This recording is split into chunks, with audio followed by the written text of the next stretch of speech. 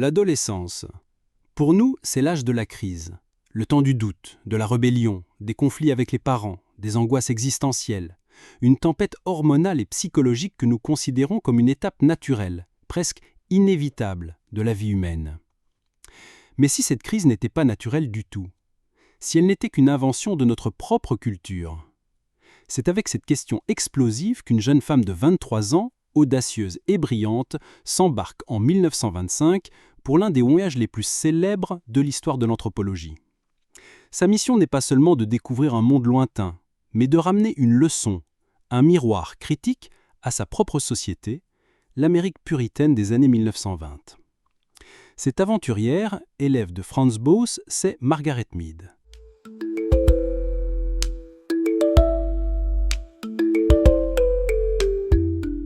L'aventure de Margaret Mead est un pari scientifique et personnel. Son mentor, Franz Boas, veut démontrer que la culture façonne plus fortement nos vies que la biologie. Il lui confie donc une mission précise: aller étudier l'adolescence dans une société radicalement différente pour tester si la fameuse crise est universelle. Le choix se porte sur les îles Samoa, dans le Pacifique Sud. À l'époque, l'Occident les imagine comme un paradis, une société simple, éloignée des tensions modernes. Mead, jeune, femme et encore inexpérimentée, part seule. C'est une audace exceptionnelle dans les années 20, tant par les risques matériels du voyage que par le défi intellectuel et symbolique d'une femme qui entre dans un milieu encore largement masculin.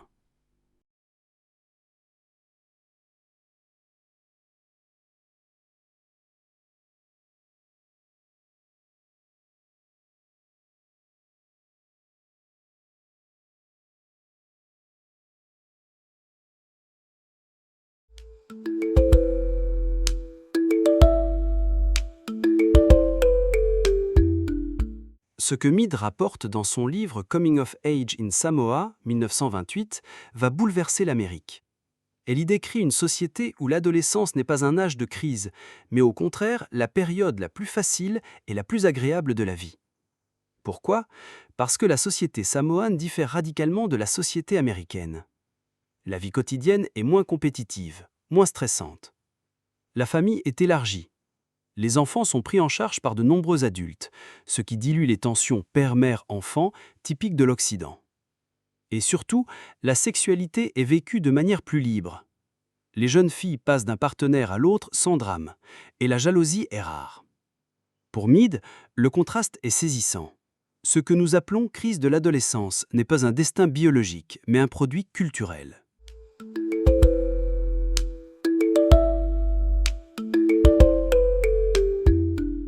Le livre devient un best-seller et Mead une célébrité mondiale.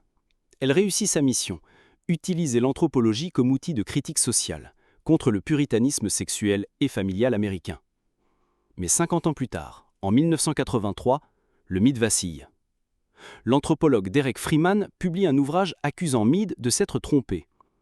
Selon lui, les Samoanes sont en réalité une société stricte et jalouse, obsédée par la virginité. Il affirme même que les jeunes filles interrogées par Mead se seraient amusées à la berner avec des histoires inventées.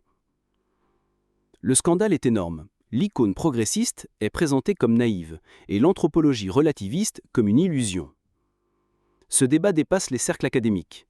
Dans le contexte de la guerre froide et des polémiques sur le relativisme culturel, l'affaire Mead-Freeman devient un combat idéologique. Nature contre culture, science contre idéologie.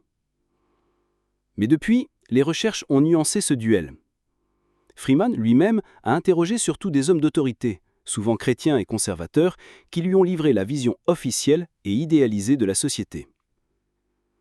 Mead, de son côté, a sans doute idéalisé la jeunesse samoane et minimisé certains conflits. Aujourd'hui, la plupart des chercheurs estiment que Freeman a exagéré ses critiques et que Mead n'a pas tout à fait eu tort. L'adolescence samoane des années 20 était effectivement plus paisible que l'américaine, mais pas aussi idyllique que Mead l'avait écrit. L'histoire de Margaret Mead est double. Elle nous a transmis une idée révolutionnaire. Nos manières d'aimer, de grandir, de souffrir ou de s'émanciper sont façonnées par la culture, pas par une nature universelle. Mais la controverse qui a suivi nous enseigne autre chose. L'anthropologie n'est pas une science neutre. L'ethnographe n'est jamais une caméra objective. Son âge, son genre, ses interlocuteurs, ses questions orientent toujours ce qu'il observe. Mead, jeune femme proche des adolescentes, a eu accès à des confidences qu'un homme n'aurait jamais obtenues. Freeman, vieil homme parlant au chef, a eu accès à d'autres vérités, officielles et codifiées. La vérité d'une culture n'est pas un bloc. C'est un paysage complexe, fait de tensions et de contradictions. L'affaire Mead-Freeman nous rappelle qu'il n'existe pas une seule vérité, mais des points de vue situés. Dans notre prochain épisode, nous quitterons les plages de l'Océanie pour la brousse africaine. Nous suivrons l'anthropologue britannique Edward Evans Pritchard face au mystère d'un système de pensée en apparence irrationnel. La sorcellerie. D'ici là, interrogez toujours les vérités que l'on vous présente sur une culture. Demandez-vous qui parle et de quel point de vue. Et surtout, restez curieux.